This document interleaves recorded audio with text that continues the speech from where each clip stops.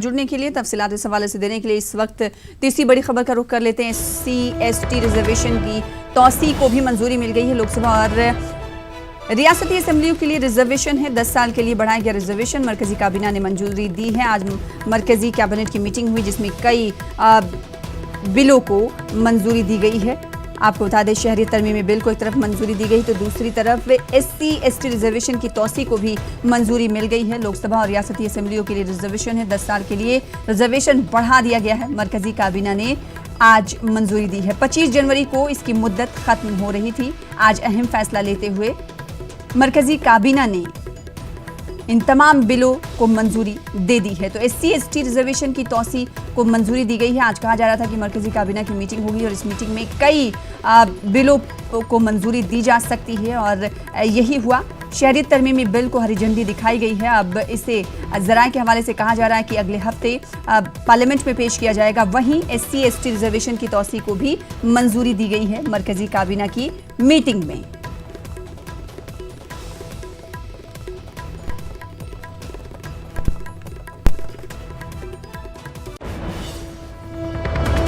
और तीसरी बड़ी खबर का रुख करेंगे। उससे पहले SC/ST रिजर्वेशन की तौसी को मंजूरी को लेकर आपको बड़ी खबर दे रहे हैं। लोकसभा और रियासती असेंबलियों के लिए रिजर्वेशन 10 साल के लिए रिजर्वेशन बढ़ाया गया। मरकजी काबीना की तरफ से मंजूरी मिली है। 25 जनवरी को इसकी मुद्दत खत्म हो रही थी तो SC/ST रिजर्वेशन की तौसी को मंजूरी दी गई है। 25 जनवरी को इसकी मुद्दत खत्म हो रही थी। लोकसभा और रियासती असेंबलियों के रिजर्वेशन है ये 10 साल के लिए बढ़ाया गया रिजर्वेशन को मरकजी काबीना ने आज मंजूरी दी है मरकजी कैबिनेट की मीटिंग में। फिलहाल तीसरी बड़ी खबर का रुख कर लेते हैं जो कि दिल्ली से आ रही है। रोहनी में एक डॉक्टर और खातून की लाश मिली है। कार में दोनों की खून में लथपथ लाशें मिली हैं। सेक्टर 16 में मिली डॉक्टर और खातून की लाश। इस वक्त की बड़ी खबर आपको दे रहे हैं। तस्वीरें भी हम आपको दिखाएंगे। रोहनी में एक डॉक्टर और खातून की लाश मिली है। कार में मिली है दोनों की लाश, खून से लथपथ बताया जा रहा है कि ये लाशें मिली हैं। सेक्टर 16 में डॉक्टर और खातून की लाश मिली है। कार में ये लाशें मिली हैं दोनों। ये वही कार है जिससे लाशें बरामद हुई हैं। रोहनी का ये पूरा वाकया है जिसमें एक डॉक्टर और खातून की लाश मिली है। आखिर क्या है पूरा मामला, मजीद तफसीलात आपको बताते रहेंगे। फिलहाल जो तफसीलात हम तक पहुंच पा रही हैं वो ये कि सेक्टर 16 में एक डॉक्टर और खातून की लाश कार में खून से लथपथ हालत में मिली है।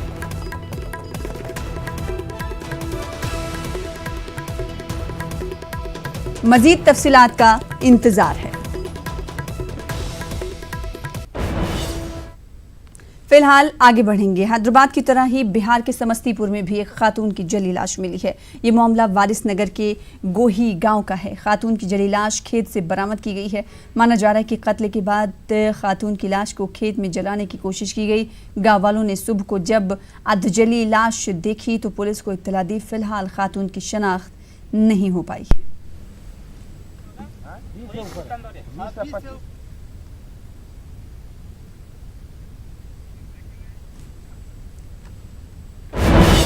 और इस वक्त बड़ी खबर छत्तीसगढ़ से आ रही। छत्तीसगढ़ के नारायणपुर से बड़ी खबर आपको दे दें। ITBP जवान ने गोली चलाई है और गोली चलाने की वजह से मौके पर 5 जवानों की मौत हो गई। 3 जवान जख्मी बताए जा रहे हैं। ITBP के कैंप का ये वाकया है। गोली चलाने वाले जवान की भी मौत हो गई है। तो इस वक्त की बड़ी खबर आपको दे रहे हैं। छत्तीसगढ़ के नारायणपुर से ITBP जवान ने गोली चलाई। मौके पर मौजूद 5 जवानों की मौत हुई है जबकि 3 जवान जख्मी बताए जा रहे हैं। ITBP के कैंप का ये वाकया है।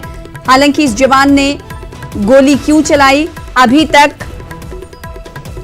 तफसीलात नहीं मिल पाई हैं। गोली चलाने वाले जवान की भी मौत हो गई है। मजीद तफसीलात हासिल करेंगे। हमारे साथ हमारे नुमाइंदे PC होता जुड़ रहे हैं इस खबर पर मजीद तफसीलात के साथ। PC होता, बताइएगा इस हवाले से क्या कुछ तफसीलात, आखिर क्यों गोली चलाई इस जवान ने? सारा इस खबर का पहले मैं बता दूं, ये जो इलाका है वो माओवादी इलाका है, घोर माओवादी, और वहां पे कई बार सुरक्षा बलों पर हमला भी कर चुके हैं और एक ये कहा जाता है कि जो भी जवान रहते हैं उनको हर वक्त हाई अलर्ट पे रहना पड़ता है, और उसी बीच में इंडो तिब्बतियन बॉर्डर पुलिस को यहाँ पे डिप्लॉय किया गया था एंटी माओइस्ट ऑपरेशन के लिए, और आपस में जवान उलझ गए और आपस में झगड़ा हुई। उसी में एक जवान ने गोली चलाया, जिसमें दोनों तरफ से जो है उसमें 5 जवान की अभी तक देहांत हो चुकी है, और जानकारी जो मिल रही है कि 6ठा जवान भी इसमें मौत हो चुकी है। 3 जवान उसमें घायल होने की बात कही जा रही है। जिस जवान ने सबसे पहले गोली चलाया था उसके ऊपर भी गोलीबारी में उसकी भी मौत होने की बात कही जा रही है। IG Bastar IG P Sundarraj ने न्यूज 18 से इस बात की पुष्टि की है कि अब तक 5 लोगों की मौत हुई है। जो घायल थे उनको रायपुर राजधानी में शिफ्ट की जा रही है, पर ये इलाका है, ये टेररिस्ट यानी कि माओवादी इलाका माना जाता है और काफी टेंस इलाका है, काफी सिक्योरिटी के हिसाब से काफी सेंसिटिव माना जाता है, और यहीं पे काफी अंदरूनी है। कोडेनार का कैंप है। माओइस्ट ऑपरेशन को लैंड रिक्लेम करने के लिए, माओवादियों के दबदबा को खत्म करने के लिए अंदरूनी इलाकों में कैंप किया जाता है। उसी में से एक कैंप है कोडेनार, जहां पे ये घटना आज हुई है। जी अब पीसी होता अब ऐसे में अब मुत्तहिद होकर और माओवादियों के खिलाफ ऑपरेशन चलाने का इनका मकसद रहता है, और ऐसे में इस तरह के वाकयात जब पेश आते हैं तो आखिर क्यों पेश आते हैं, और ये वाकया जो पेश आया है क्या आपस में ही इन जवानों में, आईटीबीपी जवानों में कोई बात नहीं बनी जिसकी वजह से उलझ पड़े? बात सामने भी पिछले दिनों आई थी कि अक्सर एक दिक्कत होता है छुट्टी को लेकर जाने की, और दूसरी बात है जैसे कश्मीर है, वहां पे हर वक्त जवान टेंस्ड रहता है, सजग रहता है, और लंबे समय तक अगर कोई इस तरह के कॉन्फ्लिक्ट जोन में अगर उसका डिप्लॉयमेंट होता है, उसकी अगर बहाली होती है, तो उसका मनोबल पे उसका असर होता है। और कहीं ना कहीं यहाँ पर भी यही बात है। पिछले दिनों हमने देखा था किस तरह से जवान टेंस थे, और कुछ लोग सुइसाइड भी करने की खबरें आ रही थी, क्योंकि छुट्टी नहीं मिलती है लगातार। यानी मान लिया जाए कि फ्रस्ट्रेशन का शिकार रहते हैं ये नौजवान, जिसकी वजह से ऐसे हादसे और ऐसे वाकयात पेश कह सकते हैं, बिल्कुल कह सकते हैं, क्योंकि ये कूल पोस्टिंग नहीं है, ये काफी हॉट परस्यूट रहता है। लगातार यहाँ पे माओवादियों के साथ पिछले 3 दशक से, यानी 30 साल से अधिक हो गया, लगातार दोनों के बीच में लड़ाई जंग चली हुई है, जंग छिड़ी हुई है।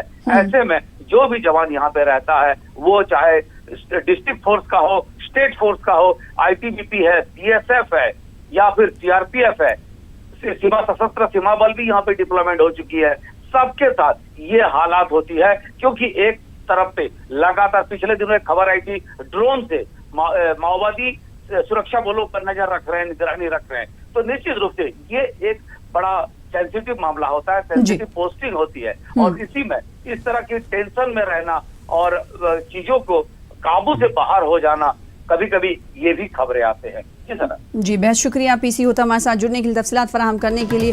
तो पीसी होता के मुताबिक आईटीबीपी जवान ने जो गोली चलाई थी, मौके पर 5 जवानों की मौत हुई थी, जिसके बाद 3 जवान जख्मी हुए थे, और कहा जा रहा है कि 1 जवान की भी और मौत हुई, यानी मौके पर 6 जवानों की मौत हो गई है। 3 जवान जख्मी बताए जा रहे हैं, जिन्हें अस्पताल में इलाज मुआलजा के लिए दाखिल करा दिया गया है।